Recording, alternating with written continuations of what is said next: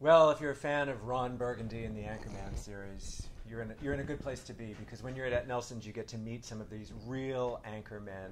But this is Phil Lipof, who's not only one of my favorite local anchormen here in New York City, he's a great storyteller. So, Phil, welcome. I was wondering where that intro was going. I thought you were going to call me Ron Burgundy. You're like the younger, hotter Ron Burgundy. I'll take if that. you had the mustache. I'll take that. Welcome. You just got off the air. Yeah, yep. I got off the air, changed into something that I'm much more comfortable in. So I hope this is all right. Yeah, I often see you in pinstripes. Yep. It's very, what's the wardrobe responsibility? And it used to be very glamorous. You had hair and makeup and wardrobe people. Now you kind of have to do everything yourself, huh? Yeah, some people still get hair and makeup, but we don't on the mornings, which is crazy if you think about it. The morning people need the most hair and makeup. We're just getting out of bed. I'm a clothes horse, so I have more clothes than my wife. She was in the business too. She was my co-anchor for years. I didn't know that. Oh yeah? Where was That's that? a fascinating story. I met her at WRNN in Kingston. It was my second job. I was out in Idaho Falls. I'm going to talk about Ron Burgundy. I was out in Idaho Falls for my first job in KIDK. You know what they used to make me say? You know how we say, I'm in Seaside Heights, Phil Lipof, Channel 7 Eyewitness News here. And when I was in Idaho, the SIG out, we call it, was, in Idaho Falls, Phil Lipof, Action News, in touch with Idaho, in touch with you. And by then, your show was 3 minutes over. Tell me that isn't creepy too. I mean, you're telling people in your house, I'm in touch with you. It was creepy. You were actually in touch with your co-anchor. Yes. Well, yes. I went from there to Kingston, New York. We anchored together for 6 months, and then we started dating. And 6 months later, we moved to Miami together, where we anchored together in Miami. And then we moved back to Boston, where we anchored for 5 years together, had 2 kids. And then I took the job here and moved to New York. They didn't want her, or she didn't want the job? She was getting out of news, okay. And there was never a job for her. They were interested in me at the time. She got out of news and stayed in TV and hosted Better TV and Parents TV for the Meredith Corporation. And then a couple years ago, got out to be with the kids because our kids are getting older. They're 11 and 8, and she was missing too much. So. Well, does she ever, pillow talk, do you ever commiserate about either your own jobs or having envy for each other's positions? Well, the thing is, I have a wife that understands what I do, and so many people in my business don't. Their wives are calling them at 2 o'clock in the morning when they're chasing around a storm. Where are you? Why aren't you? But she totally gets what it is that I do because she did it for 15, 16, 17 years. The only time she says she would like to be back in the business is just anchoring with me. She enjoyed anchoring with me, but the business got too much. Well, and we actually met through your co-anchor. My TV wife. Your TV wife, Michelle Charlesworth, right. Who I had, just sort of one of these fraternal kind of crushes on her for so long, and then we finally met through Sandy Kenyon, your entertainment editor. Right. She hooked me up with Amy Freesia Weather Girl, who is my running partner, and now here you and I sit. So right. I'm like this Klingon of eyewitness news. No, it's good. It was good. They love you. The two of them love you. Well, they told me I had to come and do this. I'm glad they did, and we'll get Michelle here someday. But when you go in and you're doing the early morning things, it all looks so glamorous to be the anchor. But the truth is, you're an amazing reporter, and that's when I'm tweeting you. When I see you out with the fires, we hear a siren right now, so hopefully you don't have to run. But when I see you out with the storms and the really serious, hardcore stuff, that's when you're really at your best. Not to take away from your desk work. No, I appreciate that because that's what I got into the business to do. And I've always thought the best anchors are the best reporters. You have the Ron Burgundys, the talking heads, and we have those in our business, plenty of them. No names, nope, but plenty of them. And so I've always thought that the best reporters make the best anchors. And so I care deeply about my storytelling. It's why I got into the business, and I think some of my proudest moments are when I've been able to tell a good story and affect some change, help somebody. We rarely get to do that anymore in this business. If you help the police catch somebody by showing someone's picture, you tell a real emotional story and you get people involved in fundraising for, after Sandy or whatever. I think there's a difference in reporters. If you tell a story and you're telling it from your heart, you're telling it from your soul, from the way you were raised, it affects people. It touches them more than just telling the facts in a journalism 101 way. I think there's a big difference. Did you go to school for this? Was this something that you lucked into? What was the route that you took? I wanted to be an English teacher because in high school, that was the person who affected me most, got me most interested in learning, because I wasn't very interested in learning in high school. And I went to Syracuse University, which has the Newhouse School of Broadcasting, which is the best in the country, one of the top, but I didn't go to Newhouse because I was visual performing arts. My junior year of college, I was watching the news, and I went, I wonder how they put that together. So I went to the TV run station, and I said I want to do some stuff, and they turned their nose up at me because I wasn't in Newhouse, but they let me do some stuff, and I fell in love with it.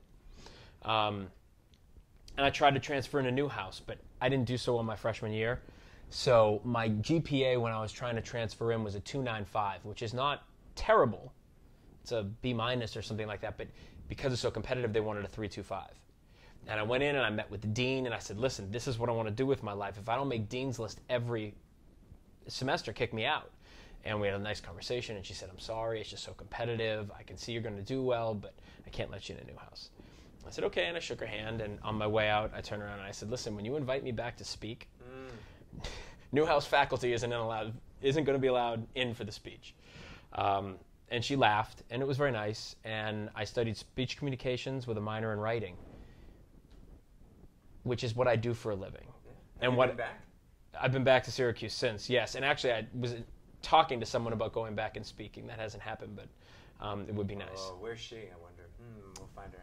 In this Facebook world. She was the dean for quite some time. I think she may have left within the last 4 or 5 years. But very interesting. Well, she can't ride around in a taxi cab in New York City without. There was no animosity. I understood it, and what I've understood since is she was right. GPA, your grade point average matters, especially in journalism schools, and that's why I advise kids today not to go to journalism schools and not to get a master's in journalism. And people go, what are you talking about? I got my master's in Idaho Falls, 2 years, a year and 9 months.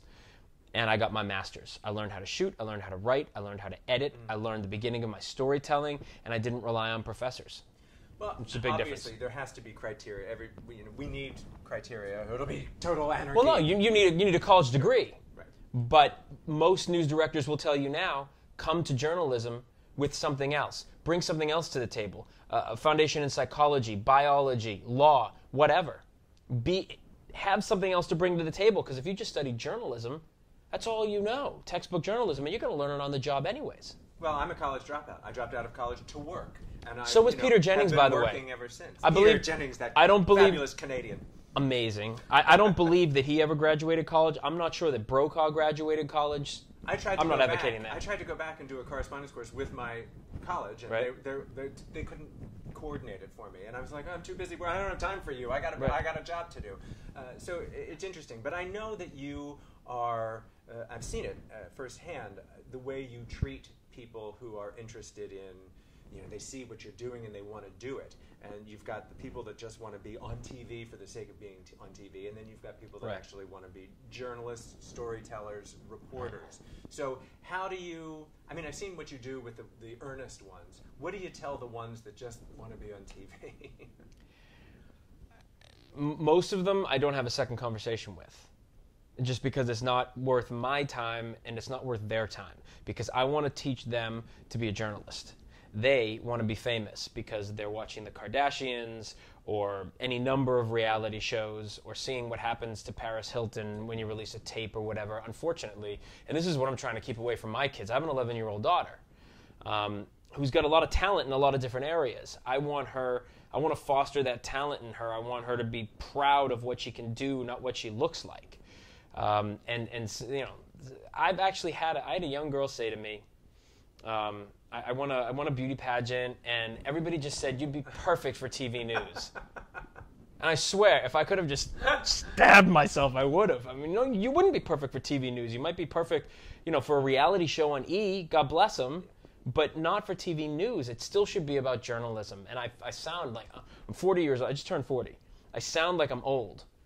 in saying this because it's moving away from that. There's a difference between old and experienced, and we can look on all the national morning television shows and see plenty of people who are talking heads. They are not necessarily educated storytellers. Right. And if they can read the teleprompter and look terrific, there is unfortunately or fortunately there's a market for that. There's also a move toward personality-based news.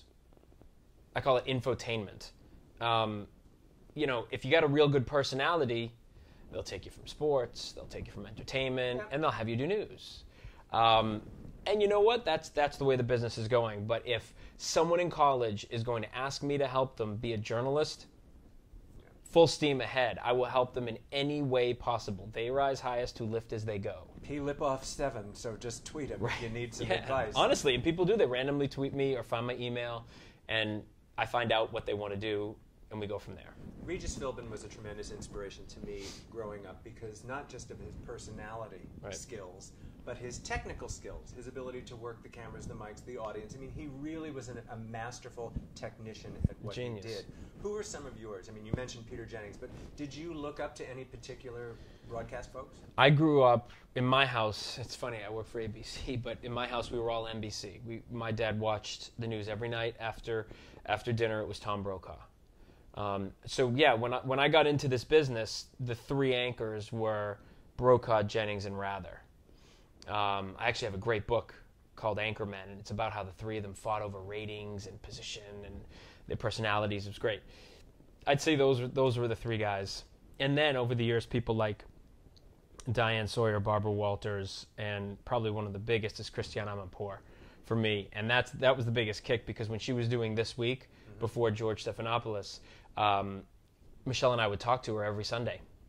And, she'd fill in Michelle, and she'd do something. She'd be over in, Israel, and I'd email her, and she'd email me back, and there I am emailing with, who I think is one of the top journalists in the business. It's important to have heroes, and the biggest perk of the kind of work we get to do is, I think, to interact and work with your heroes. Totally. There are not many professions where you can do that. Or at least people you admire. I'm sure you do a lot of celebrity interviews. I would imagine that your bubble is burst on occasion. I have no bubble. I mean, now it's more exciting when someone dazzles me. Right. You keep your expectations low, and then when someone blows you away, it's nice. That's totally. The problem. Optimists get too many disappointments. That's a good point.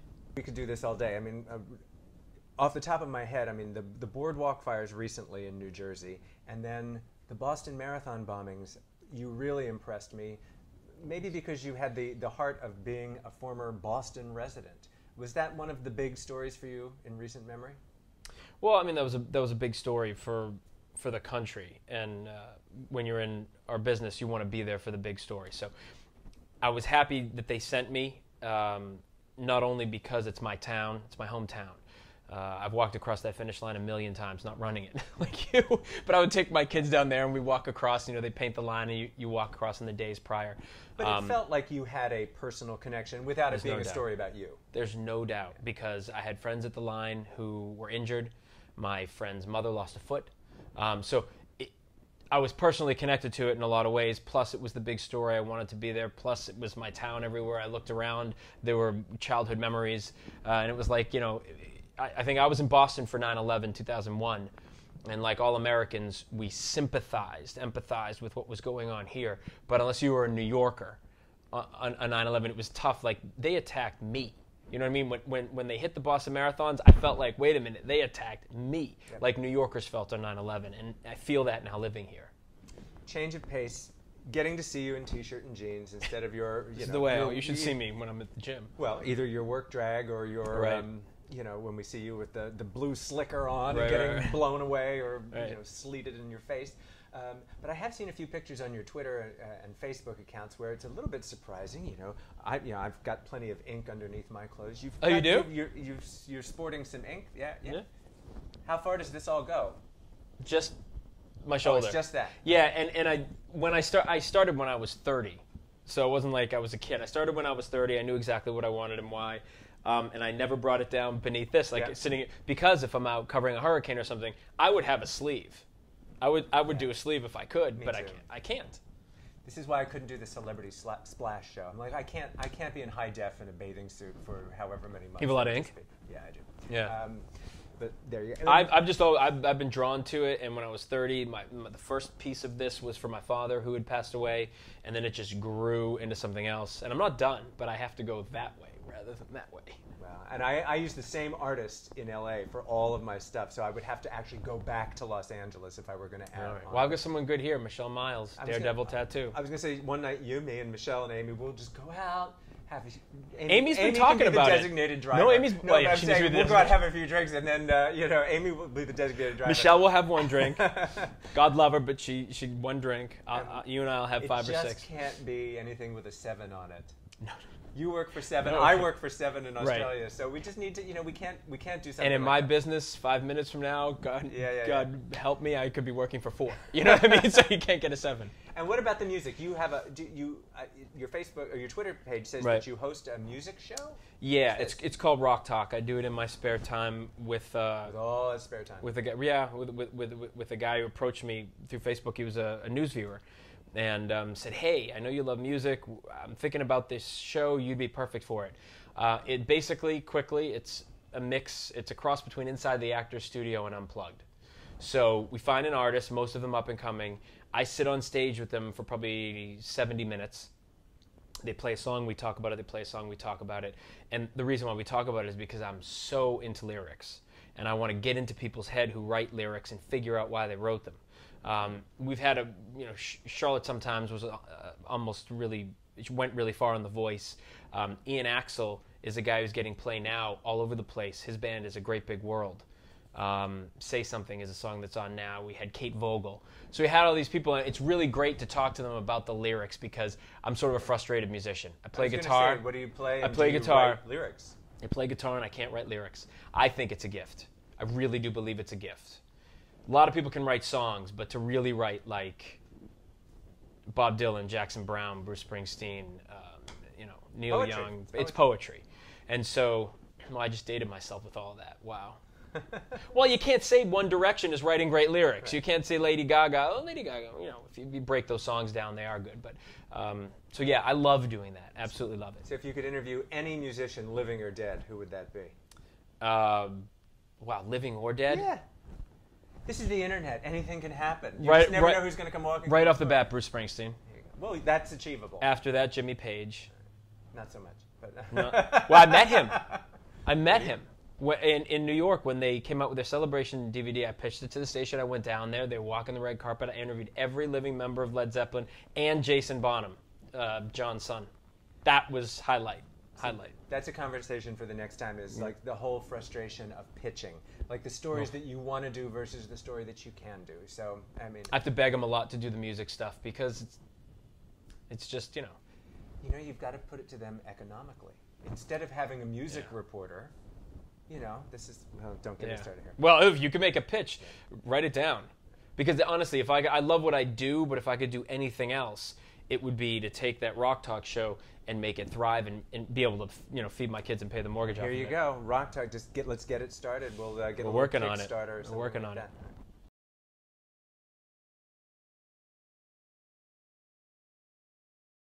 Phil, before we let you go, you can't come to Nelson's without knowing it's over when the fat lady sings, or in this case, having a little dying to know. Okay. You're going to randomly draw out 10 pieces of paper, just throw them down, and I will ask you 10 dying to know questions. All right. 1, 2, 3, 4, 5, 6, 7. There we go. All right, here we go. If you were to give something up for Lent, what would it be? Or maybe you have given something up for Lent. Not being a rabbi's son. How about, if I know all about Lent, so I'd say sugar. Because I'll bet you that. Have you ever done karaoke? Yes. Go-to song Badly. Would be? Your go-to song would be what? In karaoke? Yeah. I don't know. The one I sang, the one time I did it, was That's What Friends Are For. Oh, it wasn't my choice. No. It wasn't my choice. Who did you have a poster of in your childhood bedroom? Really? Cyndi Lauper. Yeah, she just wants to have fun. What size bed do you sleep in? It can only be a king-size bed. Oh, but I know this about you. It's you have an interesting sleep thing. A sleep disorder. Oh, Shift work that's is not sleep so disorder. interesting. No. That's unfortunate. I Wrong adjective. I barely sleep. Yeah, that's a story for another time too. Oh my God! I function most times on 3 hours sleep. Season 3 of Ed Nelson, you're my only guest. How often do you ride the subway? Whenever I'm in New York City. Vacation destination you've yet to visit? Where I want to go? Tibet. Interesting. Is that something to do with the ink there? It does indeed. Yeah. What color is your bathroom? My person. Yeah. White. White. I know. Oh, that's boring. I know. Justin Timberlake, awesome or overrated? Awesome. I just spent the weekend Justin with him Bieber? in Vegas. That would Justin Bieber's overrated. Who's the first president you voted for? I voted for Clinton. You did well. How many is a baker's dozen? 13. Correct. You have successfily completed a round of Like I said, I'm a rabbi's son. You go and get a baker's dozen worth of bagels. I was going to ask you what the origin of Lipof was, but now... Russian. There we go. So there you go. Are you multilingual? No. No.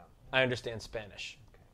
Because I thought maybe you had some Latin blood coursing. Everybody thinks I'm Hispanic. When I worked in Miami, people only spoke Spanish to me, which is why I understand it.